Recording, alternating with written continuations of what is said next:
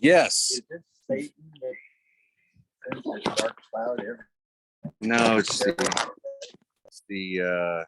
just the weather patterns. Oh, That's God.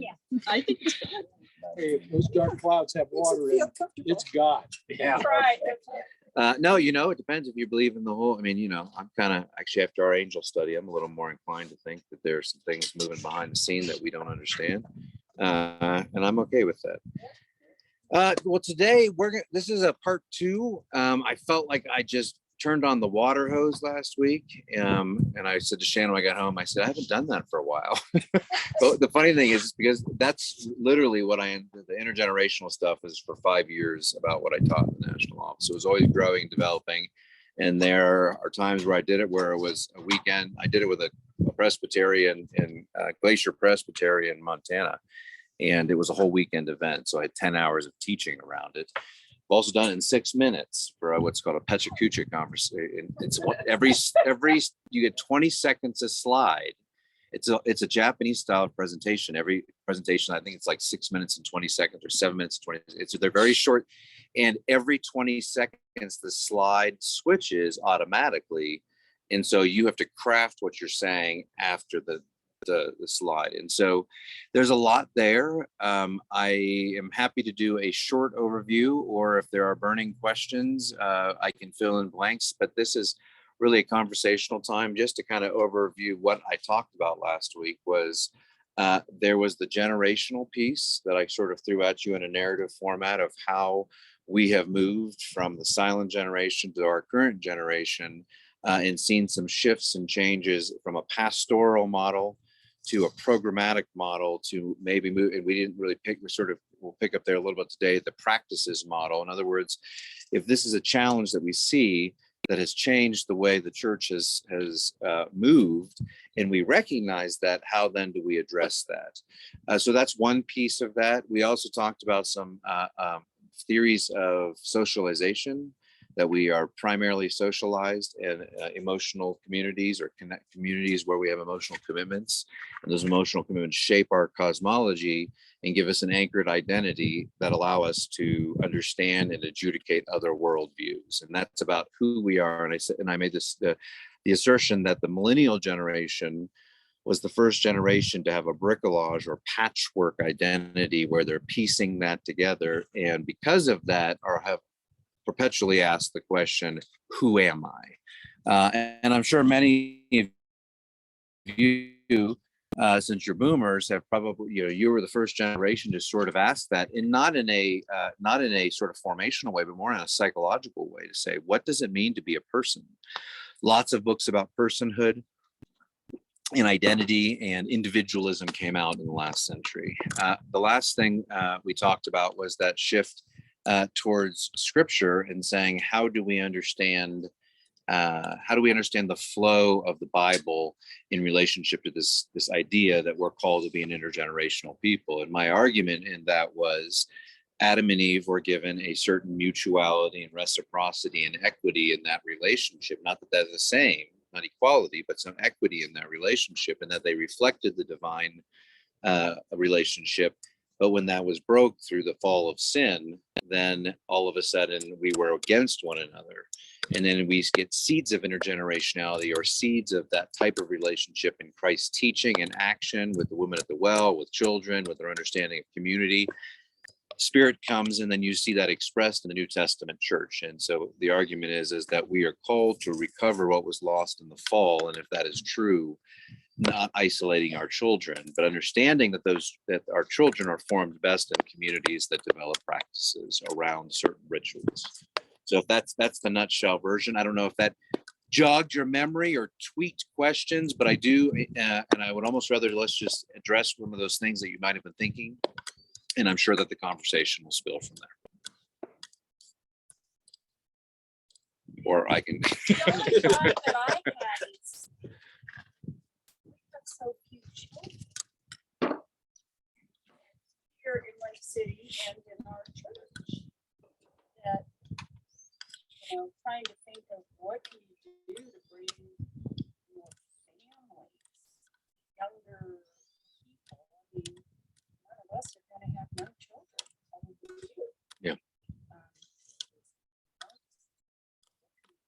the question you're asking is, how do we get young families in when there are no young families? So this is one of the questions that I was posed considerable times for someone who is deeply immersed in this intergenerational conversation, and someone who was leading a denomination and a discussion about it, to take a church that had 0 kids and largely an average population of somewhere in the mid 70s seemed absurd. How does one, and quite frankly, I approached it in the way I would of using what was there. I would argue that Silas Silas does all sorts of stuff in the church. He was one of our first liturgists. He was in charge of fellowship through this winter. I mean, and you may, and what people in the church don't realize is behind the scenes, he sits next to me and we fold bulletins on before the service, and he helps me clean up things and he helps me do projects. And so I am trying to, with the one child we have in the church that's a part of our community, embody a sense of what does it mean. I don't think necessarily having an intergenerational church means taking the service and making it for kids, which is often the mistake that a lot of people do. There's a movement in the UK called the Messy Church movement, and it came out of the Anglican Church, and the desire was sort of an intergenerational for family sort of focus. And really what it was centered around, though, was kind of a rotational model. I actually, when I was part of the Westminster 20 that I shared with you last week, I went and visited her. Her name is Lucy Moore, and I spent a couple nights with her and just talked to her and went to church with them. And they kind of come in and they have some of the stuff in the beginning, because everything really, and this is one, I'll come back to this in a second, but I have long made the argument that one of the most divisive parts of the service is the sermon. And not in like we talked about on Sunday, divisive in the sense of mother, father, but divisive in the sense that for the last 80 years, that is the reason we've taken our children out of the service. They won't understand the sermon, so we should give them something age appropriate. And then it becomes, why have them in the service? Let's just have them in the age appropriate thing the whole time. In my church in New Wilmington, Pennsylvania, I convinced the pastor to let's leave the kids in the service up to the sermon, and then we basically shaped the children's message, so to speak, in another room next to the sanctuary, so they received the same. They looked at the same passage, just in an age appropriate way, and then we brought them immediately back in when the hymn was being sung. So they participated in all of the liturgy, because there's nothing about, I mean, what I love about Presbyterian liturgy is the fact that it's participatory. If now, granted, it's for literacy to some extent. If a child can read, they can participate. But, and that doesn't mean that it's meaningful for the child every time, but it's also not meaningful for the adults every time too. So that's just, but there's nothing in the service that goes up to the sermon that the child can't really participate in. The challenge is, what makes or breaks churches, by and large, there are always going to be exceptions to this, but is that preaching moment. We hire pastors because we hire preachers and teachers. It's so much in the Presbyterian Church is focused on that idea of teaching and preaching.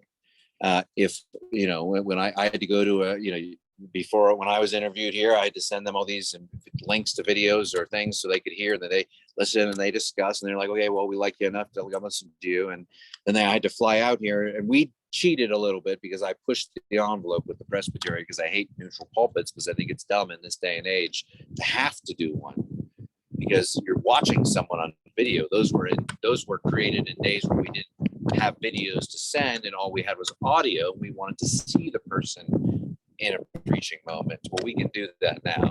So I came out and I had to go up to Montrose and I had to preach, and then we kind of did a little differently here. And then I came back to preach again, and then you voted on it. So all of that was centered on the preaching moment, and that's that moment where that takes that child out. And we're going back a few steps. The idea behind that, we don't want to take the whole service and make it geared towards children, but we have a service that is participatory for children. But now, saying that, there are lots of ways that we are formed.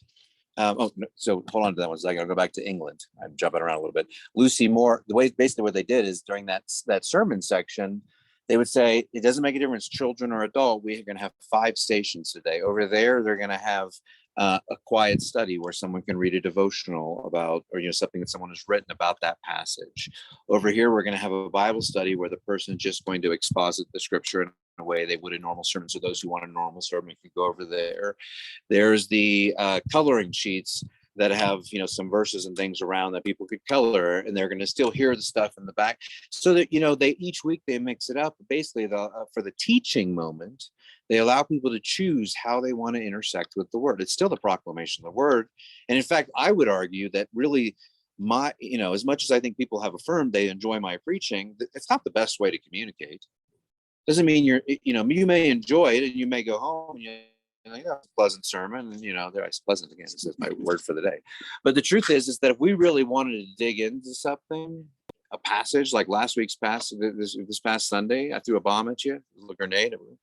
Well, if we really wanted to allow that to form us, what would be more formative? Me teaching about it for 20 minutes, or us wrestling with it and breaking into small groups and sharing how we wrestle with that text? You all know the answer to that. The one that we actually get to process it. Well, children are the same way. They don't always process the same way. And sometimes breaking those things down in those moments for children or in those moments for adults, and so there, what I like about that whole messy church thing is there's an attentiveness to not just one way of learning or one way of experiencing. And the hope that messy church does is that they'll all sort of combine, you know, children and youth, you know, adults and different ones, and you'll have that intersection. All that is to say is, I continue to conduct our services like a traditional Presbyterian service. If we had more children and I really were to start to move in more of an intergenerational expression, I would take that into consideration more. But I also think there's a value in the children accommodating to what the adults do. There's an importance in seeing that these are the rhythms that we practice each week, and Silas is being exposed to those. So I don't regret exposing him to that. But I also know that his formation for me, I mean, as a pastor, we're intentional about our formation in the home, so I don't have to worry about those things as much. And in an ideal system, if all parents were catechizing their children in their faith at home, then the church wouldn't be that big of an issue. But sometime in the last 50 years, that fell by to the wayside, and it was assigned, as we did with education that happened in the early 1900s. Oh, well, we don't have to educate our children anymore. We don't have to teach them anymore. They'll go to school and they'll learn all the things they need to learn. Well, church is the same thing with spirituality and morality. We'll send them to church and they'll learn all the things. But if you look at just on an average, you know, if you look at a calendar, and someone mapped this out, and they said if a child goes to Sunday school and a child goes to youth group and a child goes to the service, and that's like an ideal situation, 3 times a week, youth group or children's ministry, Sunday school, and a church service. If theoretically that's where the child went to, and that was the primary way we were forming them, that would give them something like 5 hours a week of contact with some sense of faith. But when you counterbalance that with everything else that the child is being exposed to, why are we asking the question why our children are not committed to the church? That's not sufficient. Yeah, I think that's why I shared with you this little town where my brother lives, David City. I think it's because a large portion of the city is Catholic, and they have a Catholic school, K through 12.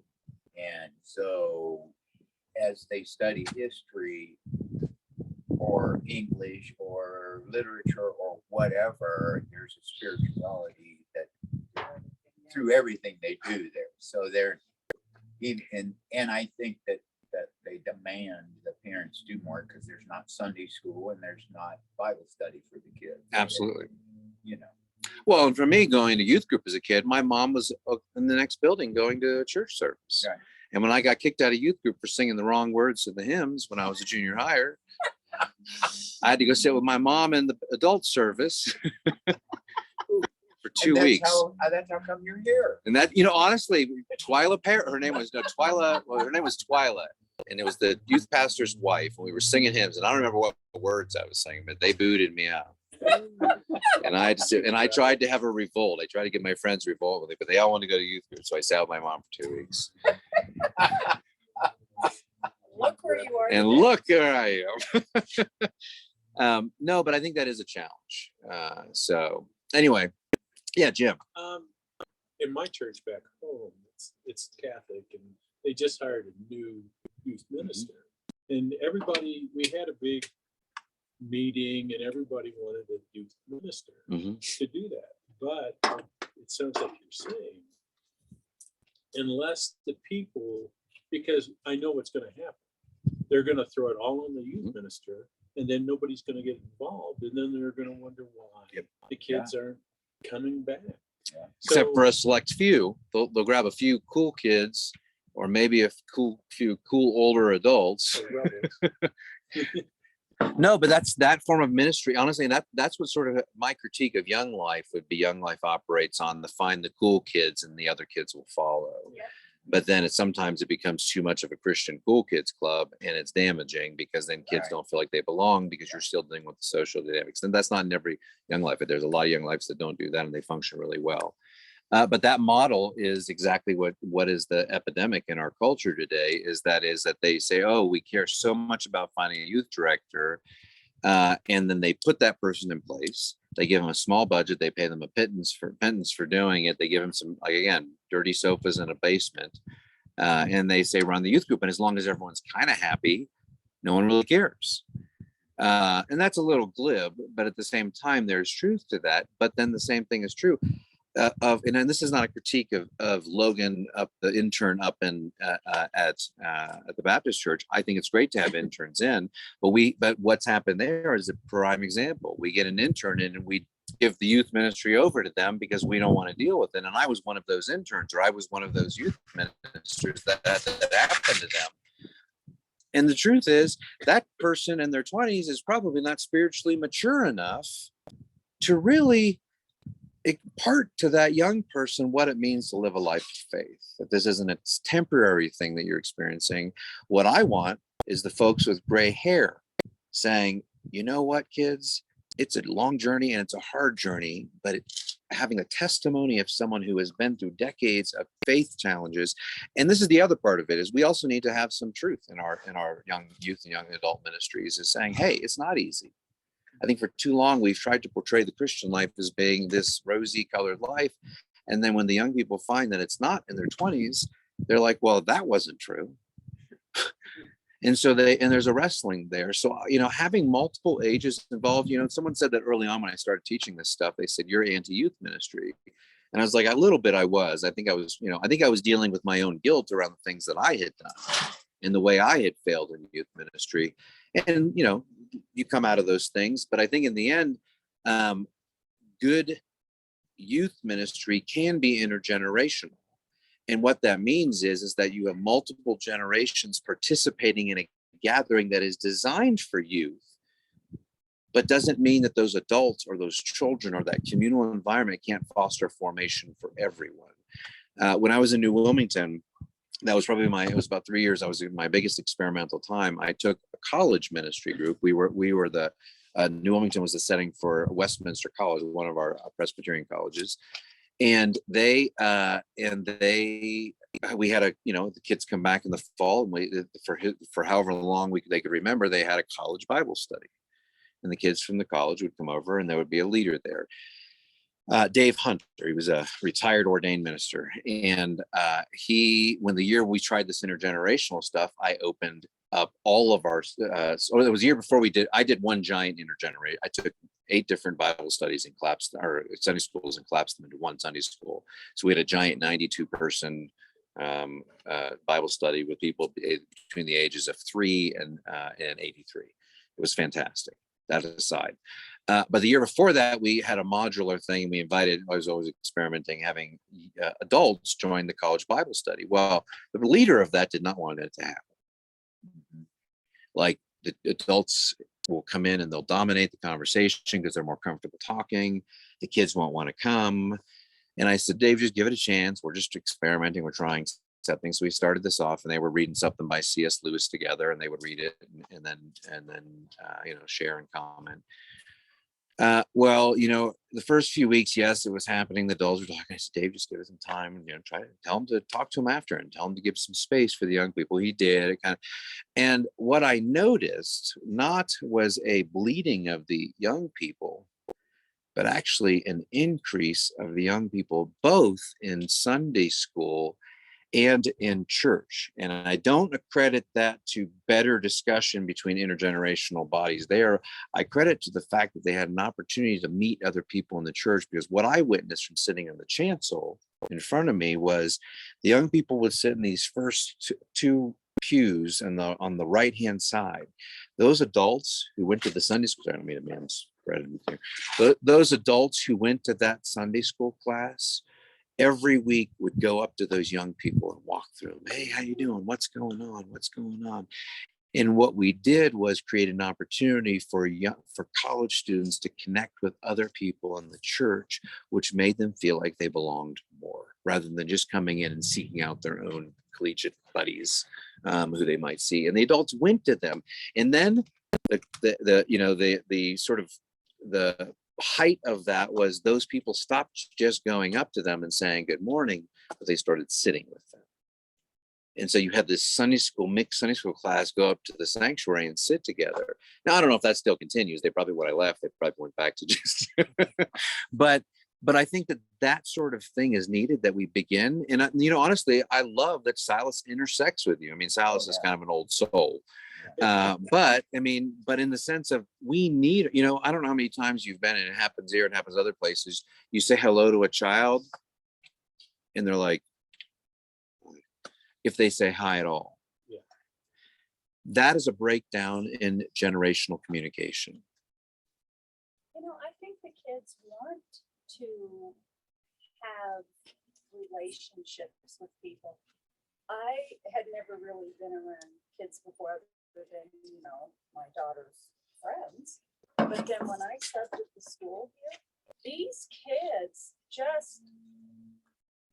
we just really took to each other. Mhm. And to this day, these kids come over to the house and hang out. They want to hang out with this old lady, Miss Sharon, and do stuff and everything. Just because they want to be friends with all different ages. You'd be surprised that when a family, like someone says, oh, I can't serve in youth ministry because I have kids. And I'm like, no, that's exactly that's who I would love. And then I'm going to go after folks with gray hair and some folks in between, because it works. We're designed to be in an intergenerational context. We have artificially separated our generations, and the church is not the only one recognizing this. I mean, it's a huge conversation in the business world, because millennials were the first generation that don't know how to communicate with their management. You're all laughing because you know exactly what I'm talking about. And honestly, when I think back to the youth leaders in my life, who, like, if you said, who was the most important youth leader, the volunteer youth leader in my ministry, I'd pick a guy named Forrest Kearns. We called him Corky. He was a retired vet. He had a speech impediment, and he always called me Sweet Pea. I don't know why. That was like, I think I wore like some sort of U.S. Navy hat. He thought it looked like Sweet Pea from Popeye, I think, or something like that. But he, you know what he did? He was always there. He was always present. But his big ministry is on Wednesdays after youth group. He was in the kitchen making pizzas, and he would always say, it's all you can eat pizza. And then when it was done and people would go back looking for more, he would say, that's all you can eat. And he was on missions trips, but he just was there. He was a presence in my life, and he was a testimony to how God was working in this generational cycle of church. And so when I think back, did he pray with me? Sure, he prayed. I remember times where he laid his hand on my back and he prayed with me. I mean, we had altar calls then, so it's a little different. But those sort of, so it's true, yes. And so I'm not against youth group, to be clear. I think we need times where youth can wrestle with that stuff, but that can't be the primary way they're formed. They need a little bit of youth group, they need church, and they need, unfortunately, fortunately, but unfortunately, the situation we're in, but they need a family that is raising them. But our parents don't know how to do that. I'm involved in a tutoring program at my church. And the reason I got started in it, the reason I'm staying at education is one thing we can all agree on.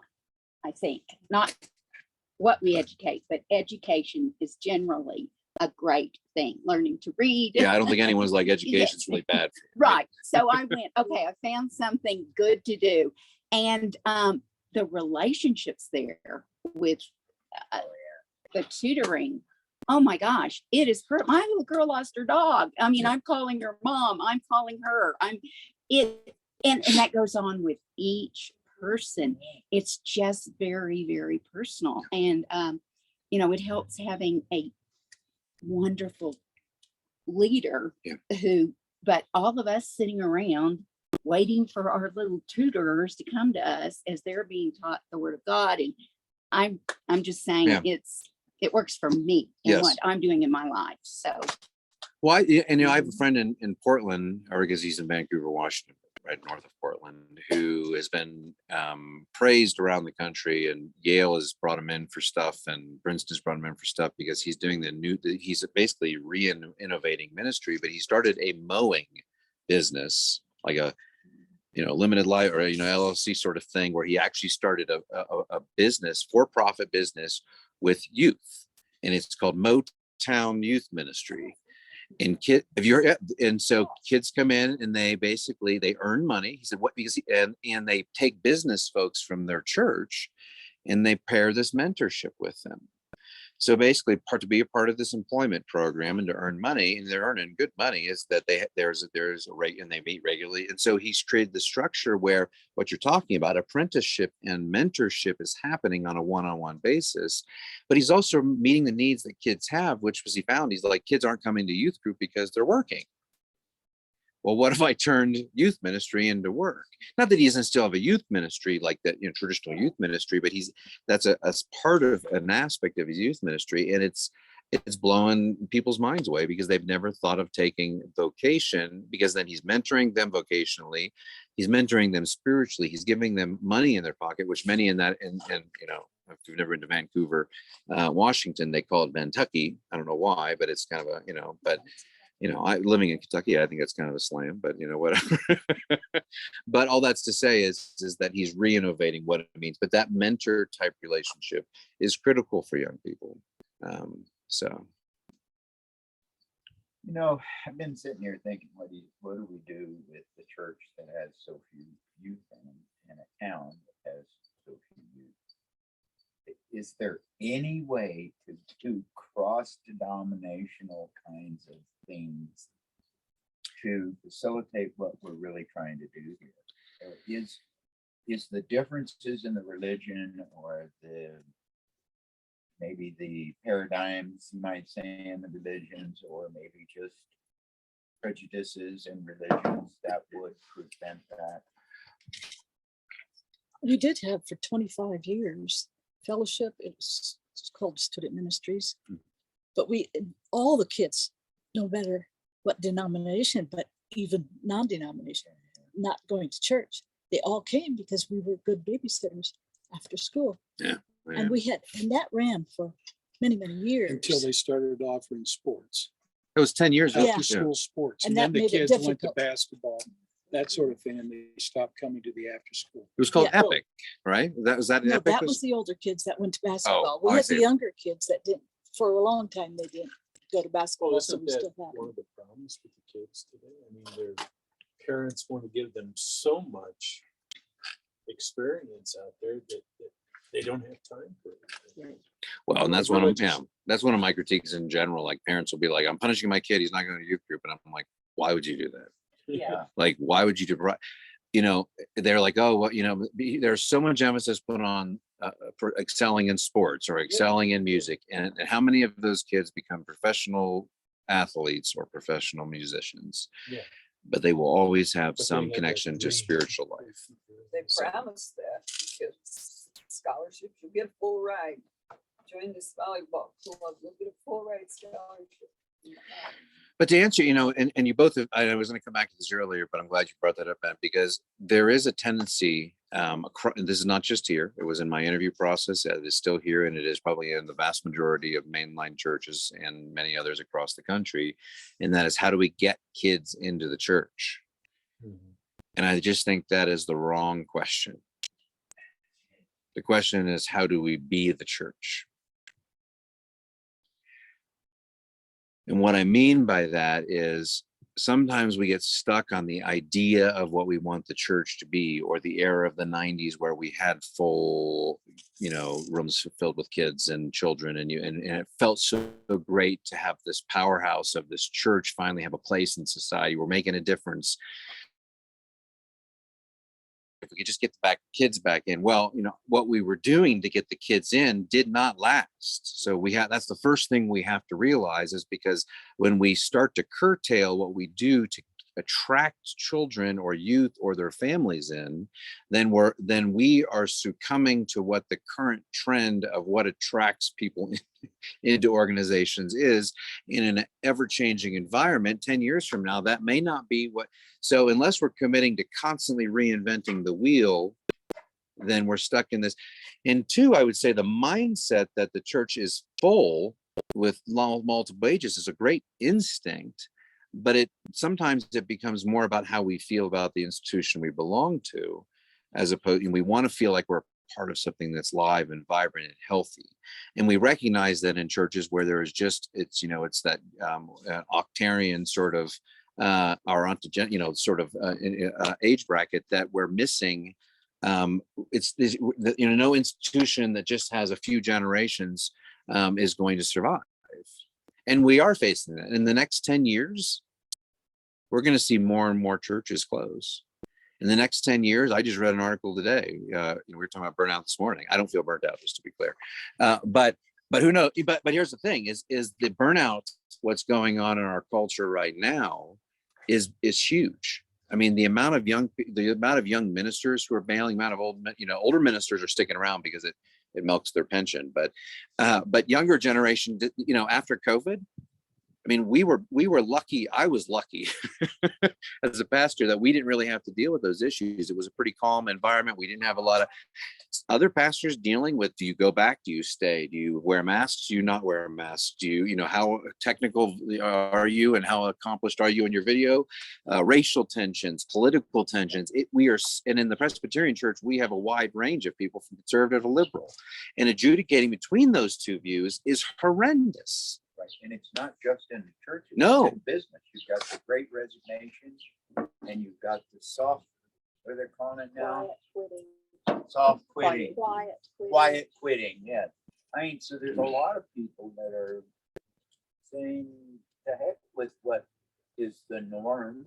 Yes. So back Can you hold that one thought? I just want to say, in that, what's happening is we are paralleling what happened at the end of the 6th century as the Rome began to fall. Rome was a great nation and it fell. And what happened out of that, and there's a larger argument we can talk about another day, called the Benedict option. And basically it's go into the mountains and live a life of community of practice. Well, we're already in the mountains, so we just have to add the practices. Sharon. so you were saying be the church. Yeah. And so what came to mind is the hiker dinners. To me, that's being the church, and you're touching all of these, for the most part, younger folks, 20 to 30s or so, and just showing them what giving means, what kindness means, what giving and caring means. That's being the church. Yes, that's a good example of being the church. So just looking at more opportunities to. I think some of the challenge that we have is that we still assume that we have a right to be the church and culture. Christ said we were going to be an upside down kingdom, and we had a certain, when Constantine instituted Constantinian Christianity, made it the Roman Empire. And although the Rome fell, it was reestablished Gregory the Great in the 7th century, and we carried on. And so in European and Western and US Western culture, and continuing on to Australia and to South Africa and other Western environments, the church still has a powerhouse stronghold in culture. And what Europe happened to them 50, 80 years ago is happening to us now. We're losing our grip and our influence on culture. The church is. But we're called to be countercultural. And because of that, people are like, the largest category of people check their religion is none. I'm sure you've heard the term nuns. It's not N-U-N. It's not like habits and things. It's, I don't want to be associated. We're in an anti-denominational, and I don't think I have betrothed myself to the Presbyterian Church. Why? Because I think it's going to be around for a while, and I think we have resources to fiddle with what it means to be the church, and the wherewithal to say, let's fiddle with it. That's why I'm happy where I'm at. But we as a culture are saying, I don't really know if I want to be a part of a denomination. I don't, and I love that. I love the, ecumenical or interdenominational nature of our church here because of that. Kind of breaks down some of those barriers. But I think that sense of who you are is the church is to say, there are people out there who have said, it was on the hiker board, quite frankly, someone got witnessed to at one of the hiker meals, and the accusation was made that they didn't want to go because we were a religious group and they didn't want to be preached at. And I don't think they were preached at in some sort of hellfire and brimstone way, but they came to have a meal and to sort of share company. They didn't really want the gospel put in their face. Now, that was inhibiting to others, and I had to get on there and actually clarify that was an isolated incident. We are not here to proselytize you here. We are just to show you the love of Christ that we have through hospitality, and please know that that's not a norm. Now, the sheer fact that I had to say that was kind of a shame, but we're at this is us. We're a year and a half into it. We did 8 hiker meals last year, and we opened our building up for the last 3 months. We're at the very beginning of something. So I'm not going to, I don't want to thwart something by having hikers run away from us because they think we're just, and I think at the heart of that is, and this is one of the challenges of ministry is, are we doing ministry to win souls, or are we doing ministry to show Christ's love and allowing the Spirit to move in those people's lives? Here's the thing is, as a Presbyterian, as a Reformed theologian, I see the Spirit moving in the way the Spirit's going to move, and those who are being called to faith will be called to faith. And it's not my job to convert or to lead that person in a prayer. It's my job to encourage them on that journey and trust that if they are called to salvation, that Christ and the Holy Spirit will lead them to that in their own journey. It's also for the members of the church. Well, that's the other part of it. Because it's showing us what we need to do. So, the other part of that is, there's several layers on that level. Yeah. Because one, there's ecumenical fellowship. Mm-hmm. True fellowship between the Roman Catholic Church and the Episcopal Church and the Presbyterian Church and in the evangelical churches in our community, having that sense of connection. That's what, even when there was only a couple hikers, there was a good vibe. We were doing something good. We were serving together. And one of the comments that was made to me was, when have the churches served together in this way? And so this is opening new doors for serving, but then even just community building, but even then take it on the level of Community Presbyterian Church as a whole. Just as our faith community, it engages us in something that we now have an opportunity to all sorts of ways to participate in. It opens new doors. Chris and Linda Bennett, I love to see them connect to the hiker center. They're here twice a week and they love it. I said them to the last week, I said, you don't need to be at the hiker anymore. We don't have many hikers. I said, I'll just cover it by the cameras. And they said, oh no, we love going. It's become part of their summer rhythm. I love that it become ministry has defined an aspect of their summer here because they've been serving in that way. So. Have you ever talked about music? Worship for what? For the Well, hiker meal? No. Oh. I'm changing the subject. Oh, you're Sorry. changing we're back to intergenerational with kids, you mean? Well, I just think that to have a discussion and not mention worship music and intergenerational is it's a huge thing that I've observed. The giant church, they turn down the lights, you can't even see the person next to you. There's the big screen. That's different. It seems like it draws people in. I'm just saying, then you've got, my church does half. Blended, yeah. Yeah, we've got the hymnal out and then we have no hymnal and a lot of musicians. It just seems like, and I know there is one church that changed their music and everything changed and their numbers. I'm not here to talk about numbers. I'm just here to talk about, you can't have this subject without asking the question about music. Worship. Yeah. Well, is that about worship? Is that an additional question? I was going to say that when I first came here and they were having the multi-denominational celebrations for 4th of July. We still have so this. on and so forth. And and I You went back. You didn't go, Ben? You weren't there? Yeah. So when I went back to Marble Falls, Texas, I went to the pastor And she was all excited about it. We went, they called a meeting. The others did not want any part of it. They said, we have our congregations, we don't need to do anything like that, and so on and so forth. And the biggest thing was, where are we going to have it? Well, we can't have it in the Catholic Church. I don't want my people thinking we're, and so along those lines, I'm wondering about a interdenominational activity in the Armory or something. So It's not. Well, join us on Friday, but I'm going to ask you to hold that thought because I want to address this Okay, issue of okay, worship. I'm That sorry. was a total shift of questions. So just hold. I love your thought. That's important. And you should join us on Friday when we shoot Nerf guns around, because that's an intergenerational event. But the answer to the question of worship, I think there's a myth around the worship wars, is what we call in the theological world, that young people hate old people music. They hate hymns, they hate sacred music, and they want drums and lights. And so first of all, we as a culture have been conditioned to be attracted to those things that glitter. Yeah. And so and what you win them with, in some sense, is what you win them with too. And so if you're constantly wanting to win them to attract through an attractional model, then you're going to always be betrothed to whatever is the most recent, exciting thing. Oh, now that, right, there's a trend right now in non-denominational churches to have everything black behind, like it's a stage. Wow. That'll, probably be like Apple switching next year. It'll be, 10 years from now, it'll be like having white stages or something. But I think that attractional model comes with music too. And we assume that young people want that. But I think the reason you all love hymns is because your entire formation was given around a set of music. And we talked this summer how formational hymns are in terms of proclamation and formation, and the things that reinforce and the things that float in your head.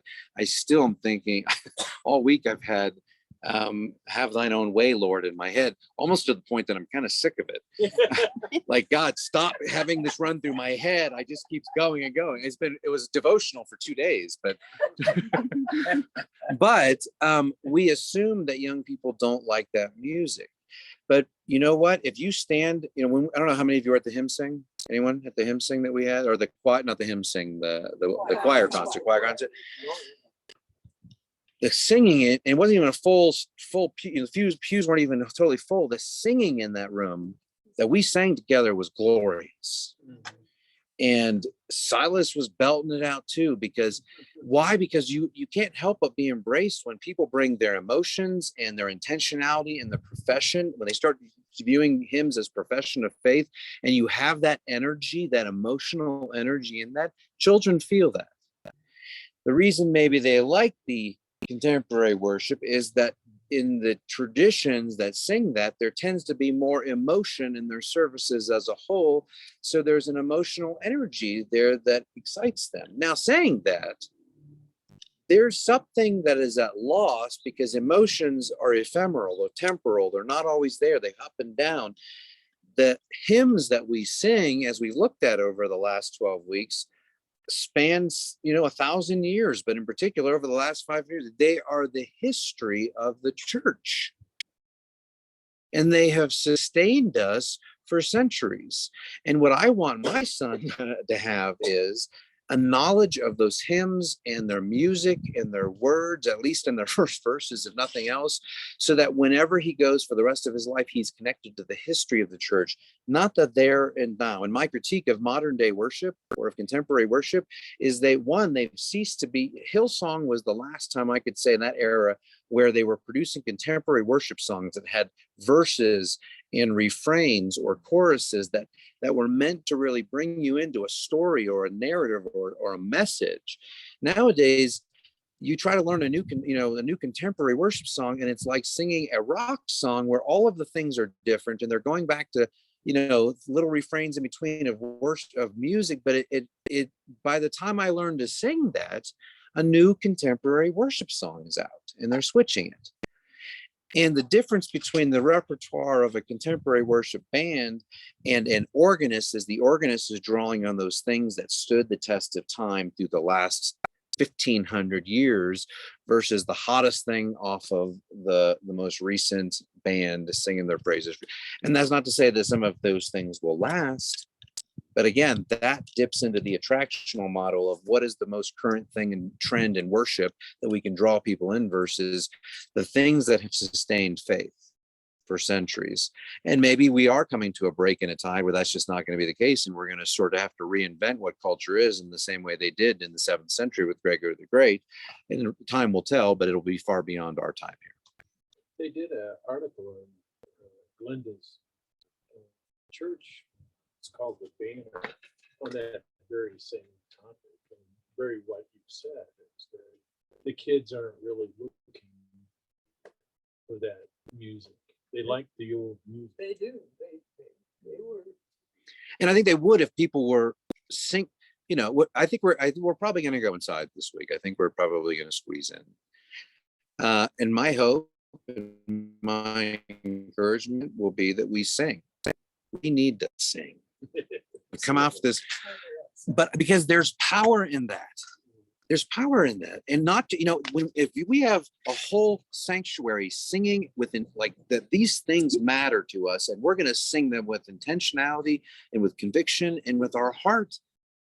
That is spread in the same way I talked about the passing of the peace. That's an intergenerational act for a child to be able to embrace and to feel that peace of an adult. And I actually do truly believe that when we truly embrace one another in that sense of passing that there is something that we can feel physically between us. A good hug, a hug that lasts 5 seconds longer than you're kind of releasing. I'm going to hold on to you. And there's this, they say, and I'm not suggesting we do 20-second hugs, but they say 20-second is the minimum amount of time you should give a hug for. Why? Because there is a literal transfer between two human beings in an embrace. That's what I had the biggest argument in when they were recruiting me to be a youth leader in our church, was that I had to do the side hug. And it was absolutely forbidden. Yeah. And it was now some of the guys and gals, they didn't care about the rules. Well, and that's a familiarity thing, and that really is designed so that when you have adult leaders who may not know a young person, in particular for young women who are growing up and their bodies are changing in ways that if to have a man sort of that cannot feel comforting, and you don't know what their background is, they could have, both and male and female young people could have abusive parents where an embrace could be threatening to them. So a sideways hug allows someone to, in other words, there's thoughtful, sideways hugs allow you to spin out. You're not controlled. You're not trapped. And that's honestly, like, you can shake hands with someone and pass the peace. So when I did my MA at Wheaton, I was an Assemblies of God kid, came in there. I had a professor named Robert Weber. He's a worship professor, and he also was an early church expert. And so in our class together, he would always start with the passing of the peace. And I never had experienced the passing of the peace before. As in the tradition I grew up, that wasn't a practice that we did. And when we first started, he would light a candle, and there was a ritual, and he would say, "Peace of Christ be with you," and they would pass the peace. And honestly, when I started, I was like, "Hey, peace, what's up, hug, how you doing?" I didn't know what it was. But as I began to embrace the ritual through the course of that class, I started to understand it. And by the end of that semester, when I embraced my colleagues, there was an exchange of something spiritual. And you know what? It shaped the learning community. Because when you start every class with embracing the people who you're learning with, it creates a different level of dialogue and conversation. Much more safe. I just had a thought that we're talking about intergenerational, and we keep talking about kids, and I'm looking around going, intergenerational for most of us would be if we could get some 50-year-olds and some 30-year-olds. Where's the thing, though, It's Sharon? not children. But so Seriously. no, I agree, but it'll happen. Not to, for example, the Humphreys and the Hartmans have been two families that said they're winter Presbyterians. Yeah. Amy helps lead Grace. I don't know. I mean, I don't want to speak to where they're, but and I think that Christian and Amanda and their family have continued to come. Even when Christian and Amanda haven't been there this summer, I've seen their kids come. And that's usually they're doing something that takes them away between EMS and something else. But Amy said, I said, tell Amy, I said, are you going to join us again? She said, yeah. And she's caught in a weird world between two churches, but I think but her kids like being at the Presbyterian church. So there's that. But then that they've made the comment. They like being, and then they came to the prayers where we were singing To Say Chants. And Amy calls me and says, Corbin singing Jesus Remember Me, which brings music, and I don't know if I should have shared the picture with all of you during our Ash Wednesday service. For those of you, I don't know if many of you were there. I'm going to eventually write an article about intergenerational stuff that I want to framed around this picture. But when I was imposing ashes on people in our Ash Wednesday service, I came to the end of the service and I realized I hadn't thought through the fact that I didn't have anyone to impose ashes on me. So I asked Corbin to come. And I said, well, would you impose ashes on me? And he put his little thumb in there and twisted it around, or maybe it was his finger, I don't remember. But then he, and so, but Laurel, dropping her last name from the Art Center, yeah. Laurel, yeah. Anyone? Laurel Justice, just happened to have her camera, and normally I discourage that sort of thing, but I'm delighted that, so she took several photos where you can see him putting the cross on my forehead. All that is to say is that was a holy moment where I was formed by having this child put ashes on my forehead. And he was formed by being empowered to say, this, enter into the kingdom of God like a child. And those who witnessed it were formed. These are the holy moments or the events that we need, not just, I want to say just, because throwing the football in the yard or playing foosball or playing pool or joking around, that we sort of think that we need, and we sort of characterize youth ministry, but those events, those moments where we have those times where we intersect with other. In fact, at my ordination, and I had to get special approval in Seattle for this because the church was against it, I said I wanted children to serve communion. It was the first time that I was allowed to say the words of institution over the meal. And they, you think I would have, suggested something else, but I had 8-year-old, I think Judah was 9 years old. So he and another kid was 8-year-old and he was 9 they were a station. I had some young people, I had some young adults, I had some middle-aged adults, and I had some older adults. So I wanted, and then we crisscrossed them and mixed them up. Well, I had someone come up to me after and said, I just took communion from your son. And when he said the body of Christ broken for you, he just said the kingdom of God came raining down on him. And those moments are when we feel this is what we're truly called to be. And I do think that in those moments, and so the other side of that is to creating those intergenerational holy moments. We have, for those of you here this summer or this winter, we have 2 families who are bringing their families of 4 in. And as much as I encouraged us this year, I want to make a far more intentional effort to say, oftentimes when we went to fellowship after the church, the kids went to the big table, the adults went to the long table, and there was a little bit of cross mingling. But if we truly want to, as adults, to have an intergenerational body where kids feel like they belong, then we need to get out of ourselves and welcome them and make them feel that this is where the most important place they could be is at that moment. I went by San Juan's shop yesterday and told her how proud I was of her bringing her kids. It's great to see them. Yeah. Well, and I think there are families in our culture right now who are wrestling. I mean, there are families in our community who have given up church because they have to feel disenfranchised from churches and they would rather do family church. But the reality is that we are not called to be little family units unless you live in the woods somewhere and that's what it is. We're called to be in community. We're called to have multiple generations. I want my kid to see you all worship, and I want my kid to be connected to you all.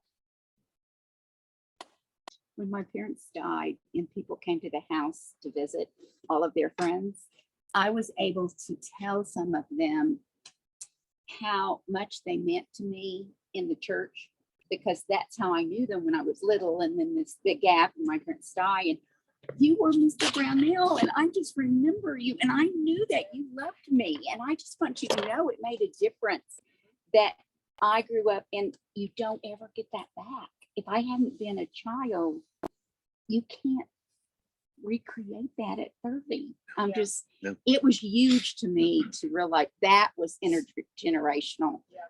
because it was in my parents' living room and it was me. I guess I could call them up and tell them, but Well, they were coming to see it you. lended, yeah, it was so beautiful because I didn't really know Jesus then or how much they knew Jesus, but I knew they loved me and I believe they loved me through Jesus, and that changed me. And what you're talking about is an intergenerational experience. And oftentimes, we focus so much on what we're teaching, the content of what we're teaching, because we feel we just got to give good content at the end. And there's nothing wrong with education. We're very geared towards education in the Presbyterian Church. But, and not to take that out of the picture, but if I were to say, how much do you remember from your undergraduate education? Beep. And I was talking to myself there. How much do you remember? In other words, how many of you, and maybe this last week's sermon you might remember because or the summer was went through a series, but most time you say to someone, what did someone preach on earlier this week? Well, I don't know. What did you preach about last year this time? Well, I really don't know. Do you remember that time where we experienced intergenerational storytelling where we got to, yes, I remember that. Why? Because they were transformed in a holy moment. And so for me, when I collapsed all of those 8 Sunday school classes into one gigantic 90-person Sunday school class, we were I taught on the Eucharist. Well, how do you teach Eucharist from 3 to 90?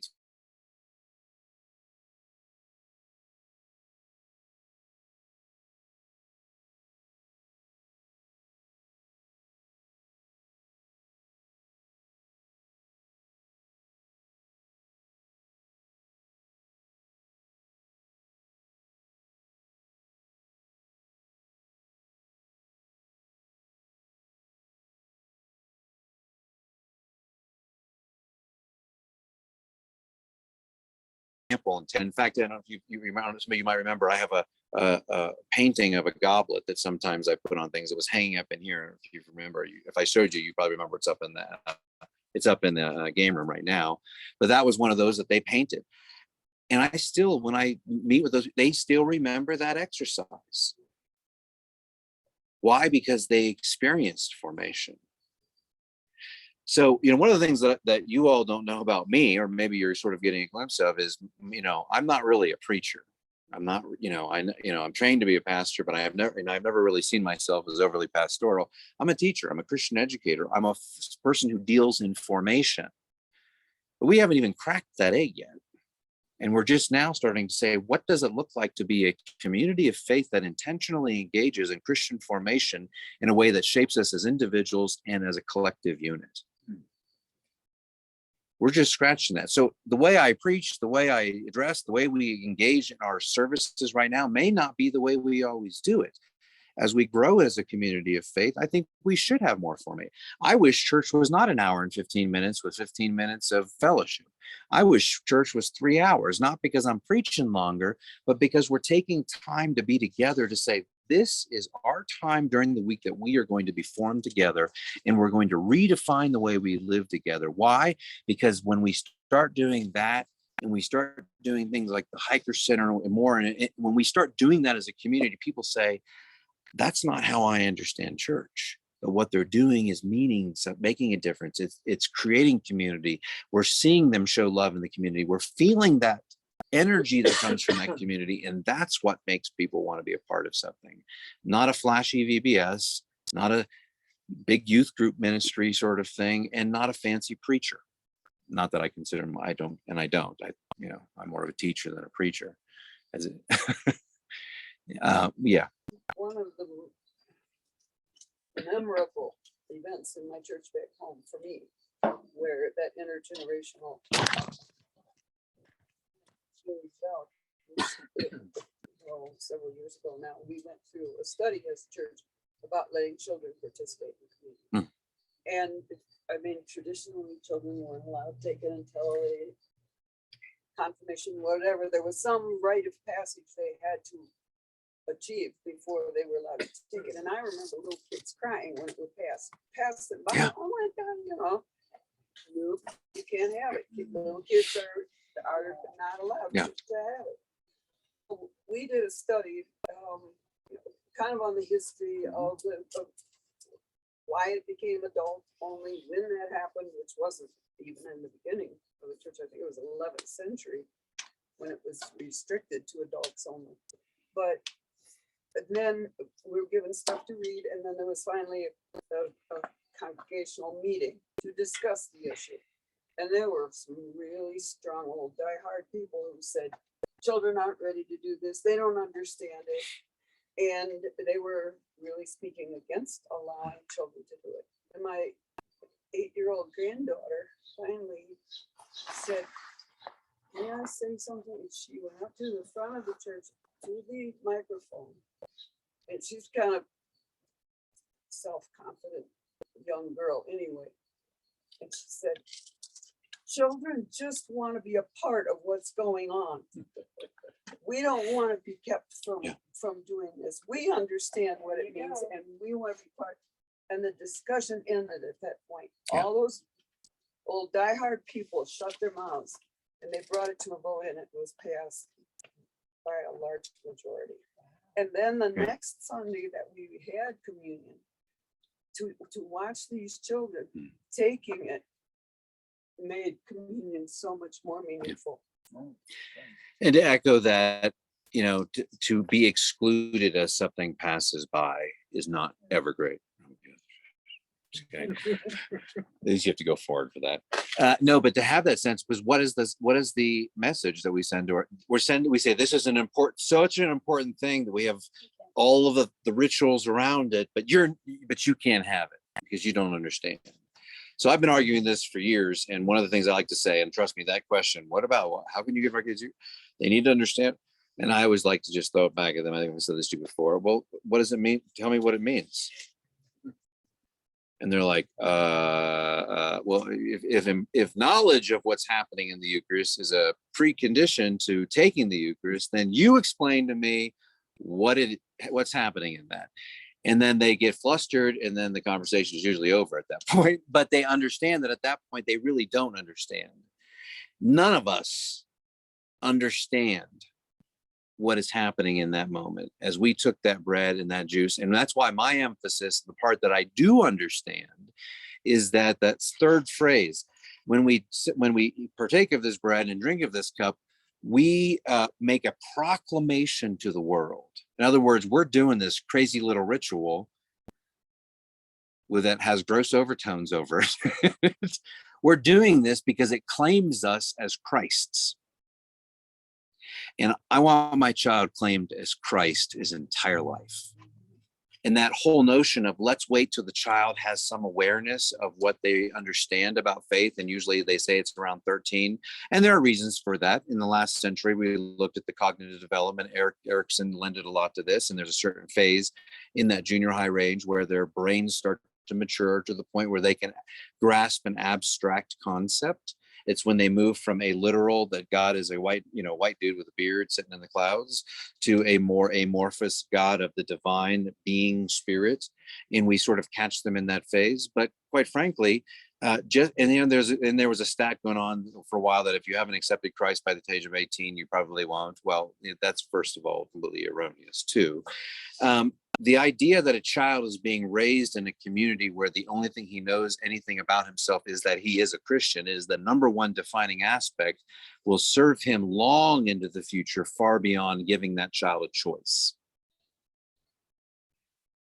Because the choice and that movement towards giving children a choice has resulted in them leaving the church.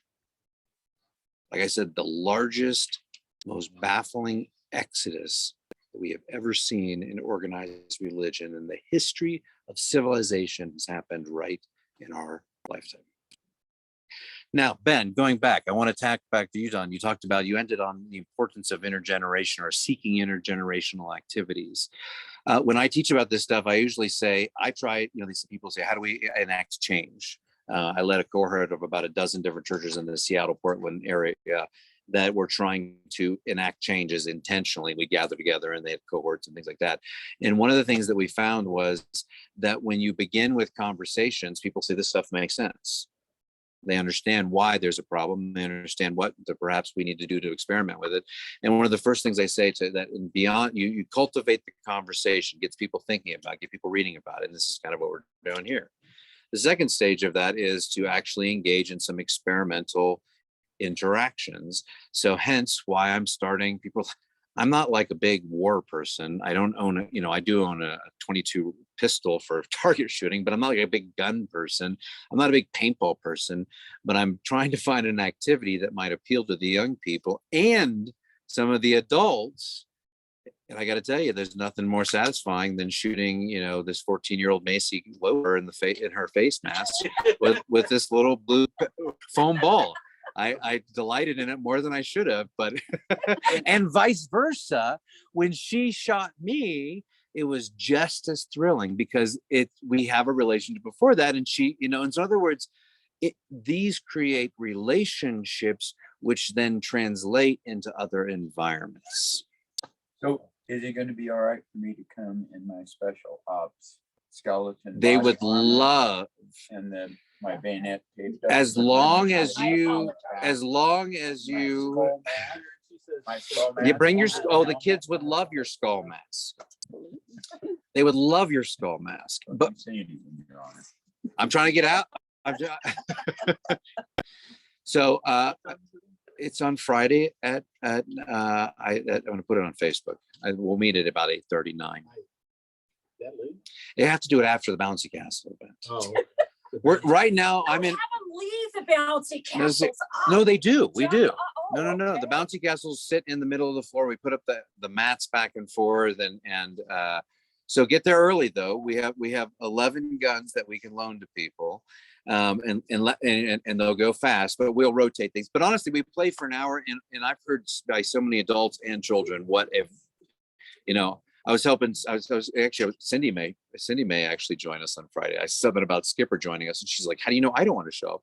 And I said, why don't you show up then? Can we bring our full auto? No, you have to, well, I guarantee you this, once you play once, you'll probably go out on Amazon and buy your own. So we're going to do this. We're going to do this over the next few weeks. It's not an isolated week. This is my building I'm building energy and I'm building excitement. And I would love it if we had 40 people there and we had to rotate and there were too many, and because it was just it was a ball, pun intended. All that's to say is when we create environments, this is why I'm big on games. Games are one of the few things that we can do in culture where someone who is 70 something and someone who is 7 can sit down to the same thing. And that 7-year-old has just as good a chance of winning that game as the adult.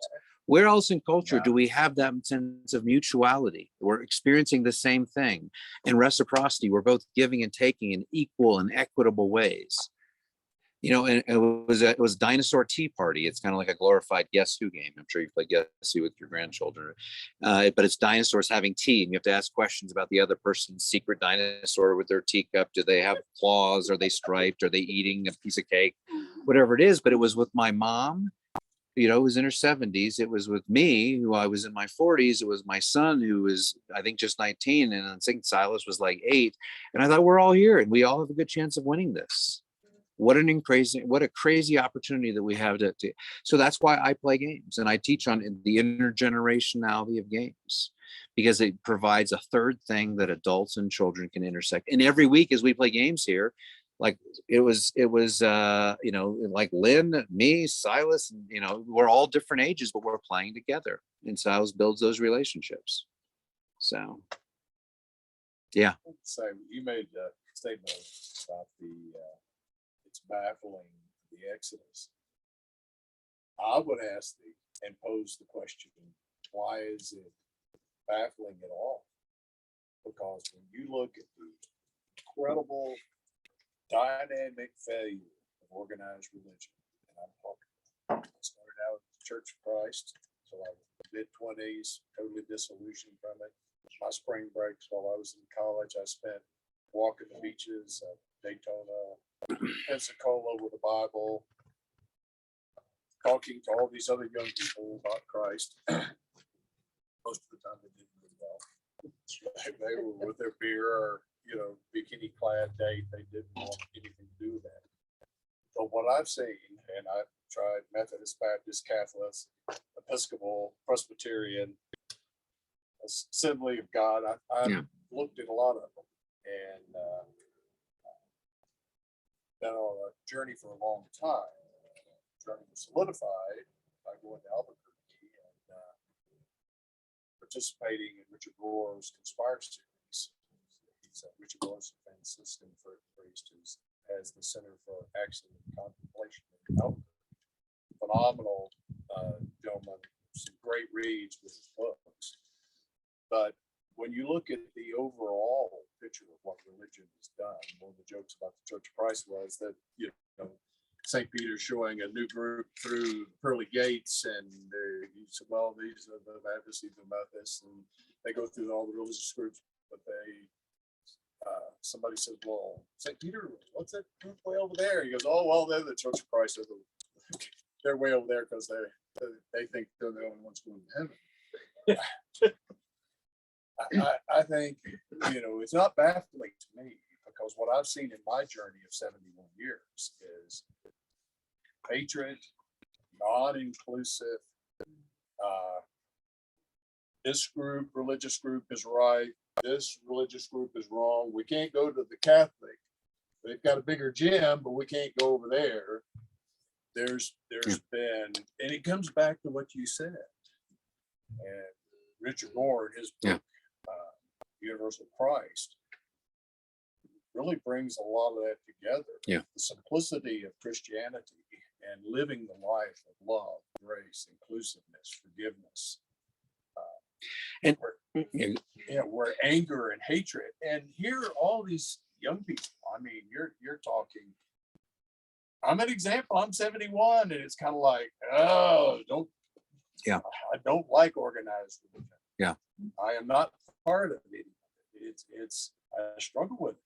But you're talking about a lot of intelligent people that have access to so much knowledge, and they see the hypocrisy. Yeah. And it's exactly what you said. What is Christianity? And I think that's why the Hiker Center works, is because not only are we doing something that is at our core, hospitality is what is one of the first things that God called Israel to welcome the stranger. And so we're welcoming the stranger. We're not trying to make them Jewish or Christian or what we are. We're just welcoming, because that's the first calling. But the other side of that is, I think that there is a sense of distrust.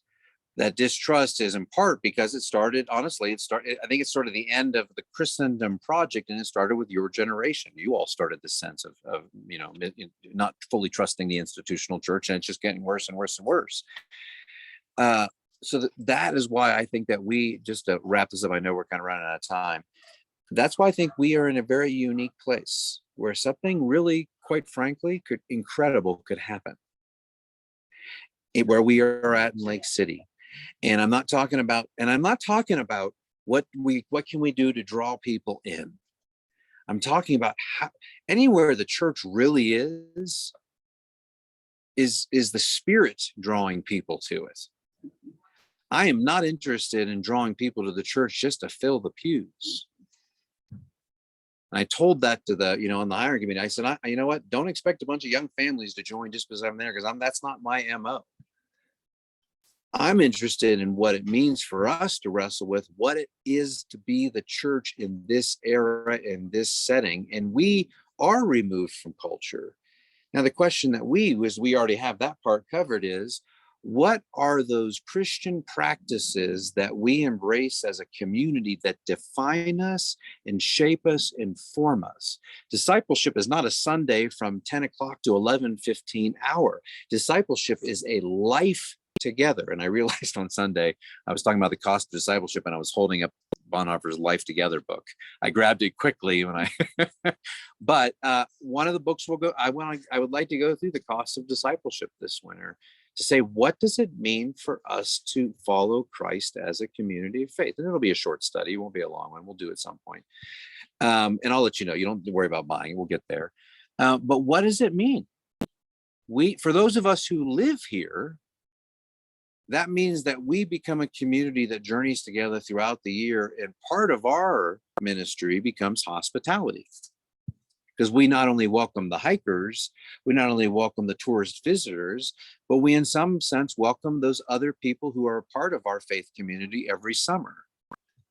But for those coming, it means that you're coming into a community that you're not just saying, I'm just going to show up on Sunday and throw a few bucks in the plate and say, great sermon, I'm going to go and go hiking and do my own things. It means that you're engaging in a faith community that is living their lives qualitatively different and quantitatively different, which is what I like about the winter crowd, is that we intersect in our lives in a variety of ways throughout the week. I think we could be more intentional of that.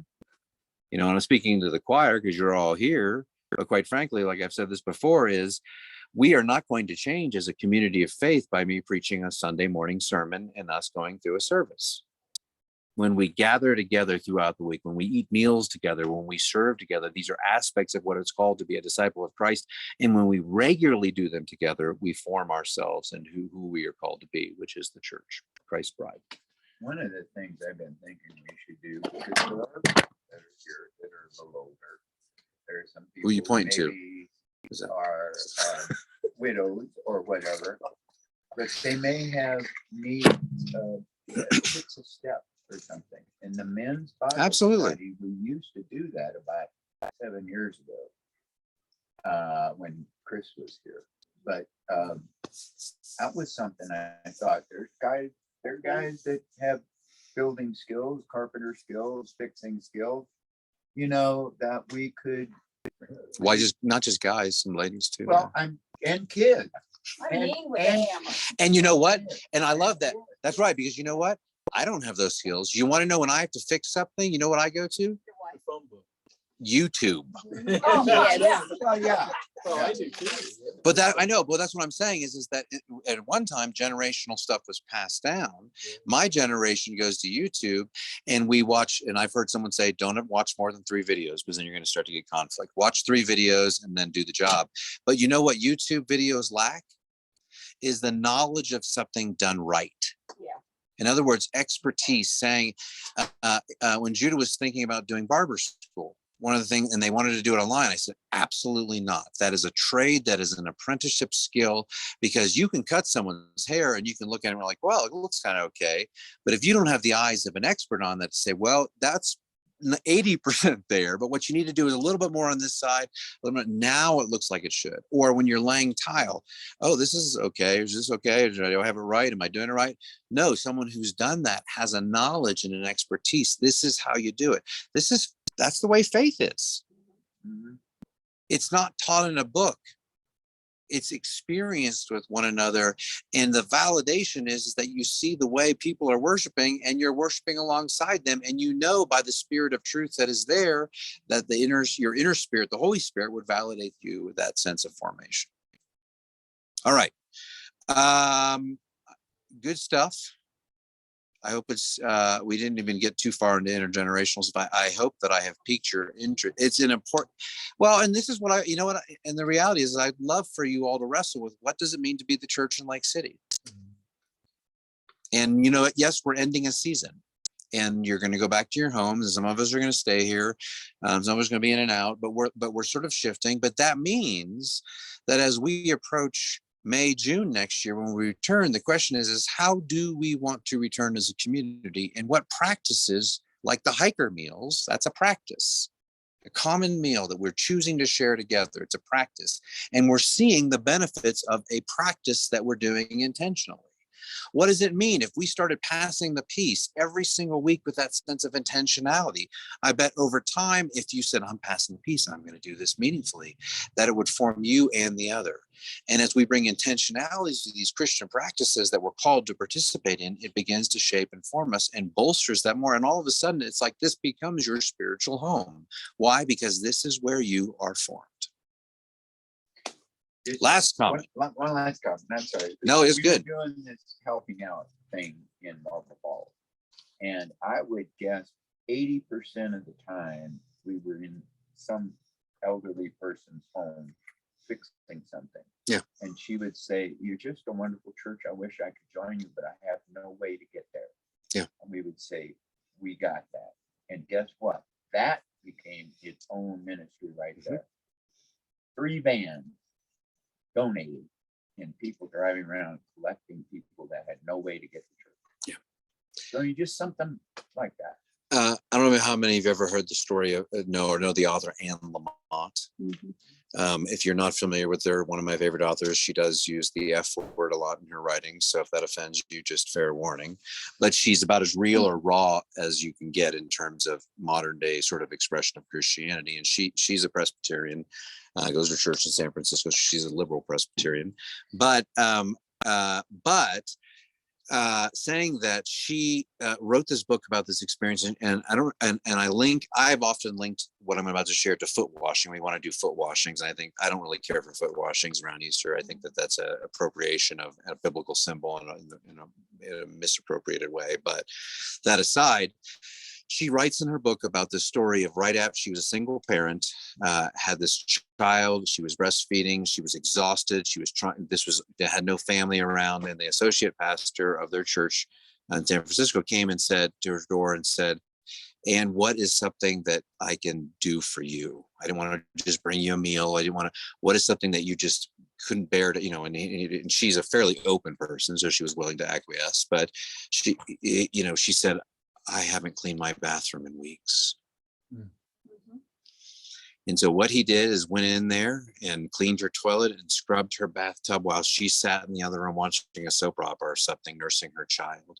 And she said that was one of the most pure examples of Christ's love ever shown to her. And we're ready to be that church. Doesn't make a difference what music we're playing, how good I deliver a sermon, or what color our carpet is. Because people are drawn to things where they are transformed and they are experiencing true life. And on that note, let us close in prayer. God of light and life, grant us with your spirit, with a joy and inspiration, a vision for what we could be as a church. Give us an intergenerational desire to impart our love of you to the children and youth of this community, and to those whom we come in contact with. For those who weren't with us today, we ask that your grace may abound in their lives as you continue to guide us as your people. In the name of your Son, we pray. Amen. Amen. What are we gonna talk about next? I have no idea, Jim. Got a suggestion? If you have something you'd like to talk about.